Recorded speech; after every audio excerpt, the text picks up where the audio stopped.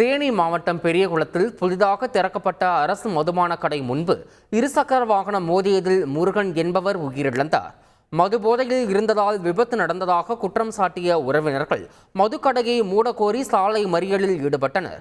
மதுக்கடையை திறக்க விடாமல் 3 மணி நேரத்திற்கும் மேலாக போராட்டம் நடத்தியதால் அதிகாரிகள் பேச்சுவார்த்தை நடத்தினர். புதிய மோட்டார் வாகன சட்டத்தின் கீழ் விபத்தை ஏற்படுத்திய நபர் மீது நடவடிக்கை எடுக்கப்படும் என உறுதியளித்ததை அடுத்து போராட்டத்தில் ஈடுபட்டவர்கள் கலைந்து சென்றனர். எங்க வீட்டுக்கு திரும்பி வேலைக்கு போகணும்னு சொல்லி வர்ற பாதையில குடிச்சு போட்டு வந்து பைக் வந்து அடிச்சு போட்டு போயிருச்சு. எங்க வீட்டுக்காரர் வேலைக்கு போனவர் திரும்பி வீட்டுக்கு வரவே இல்லை. இதுக்கு என்ன நியாயம் கேட்டு சொல்லணும். எங்க வீட்டுக்காரர் வேலைக்கு போறதுனால இங்கனுக்குள்ள ஒயின் ஷாப் இருக்க போய்த்தானே குடிச்சு போட்டு வந்த போதையில வந்துதானே என் புருஷன் அடிச்சாங்க.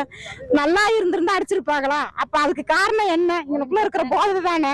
இந்த போதையை முதல்ல ஒழிக்கணும். எனக்கு வந்த நிலைமை வேற எந்த பெண்களுக்கும் வரக்கூடாது. இந்த ஒரு காரணம் தான் எனக்கு ஆக மொத்தம் என் புருஷன் செத்ததுக்கு காரணத்துக்கு தெரிஞ்சு ஆகணும் பதில்.